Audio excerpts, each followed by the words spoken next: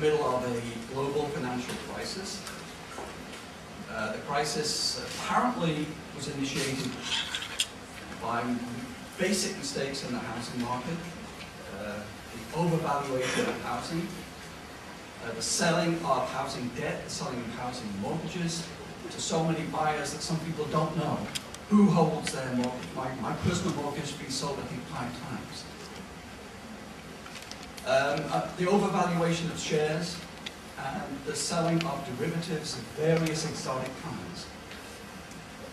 It is a crisis that is deep, it's a crisis that is very difficult to resolve, and it's a crisis that has globalized.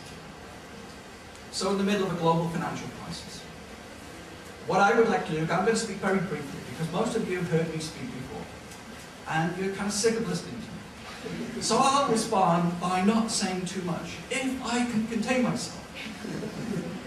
There's a lot to say, and the other speakers have got a lot to say about it, and I think they'll probably say it better than me.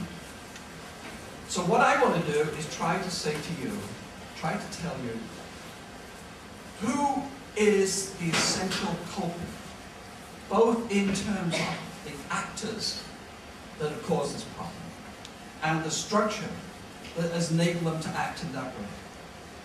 So who do I think the basic actors are who have made fundamental mistakes in causing this financial crisis? You're with me? And I'd like to draw your attention to the chart on the board. Can you see it in the back? Is it just like a white blur?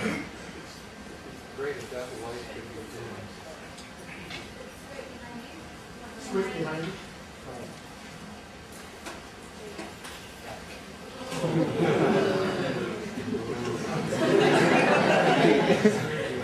Hey, no naughty stuff on the back row. It's a case of let there be dark, right? All right. What this shows is, I think, the most important part of the measurement, the display, the graphics of an economy. An economy is not so much important for what it produces in terms of goods and services, although, of course, obviously that's very important.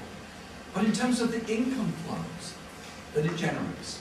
And here we see 3 basic phases, the generation of income in American capitalism, in US capitalism. What the graph essentially, in case you can't read it too well, it shows years from 1913 to 2005, and it shows the percent of income going to the top 0.1% of income groups. This is from IRS data. It's actually fairly straight data from the IRS. All it shows you is income reported to the Internal Revenue Service. Okay? And we know that's only for some people, they do not report all their income, honest. And then the red, up to the red, is the percent of income going to the top 0.5. And to the top of the blue, it's a percent of income going to the top 1%. That's the richest 1%. And you see 3 basic phases. The phase to the left, up to the 1940s, is liberalism, is the Gilded Age.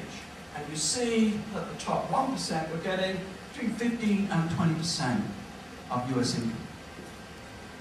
Notice 1929. Very similar situation to the one we're in now.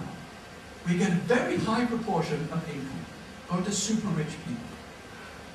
And then the middle section is Keynesianism, when we had an interventionary state, even in the United States. And we had rich people actually being taxed. Did you hear that? Rich people once taxed to the rate, I promise you, at 1 to 2 years, 91% marginal tax rate on the last bit of income earned by super rich people. Incredible, that could have happened.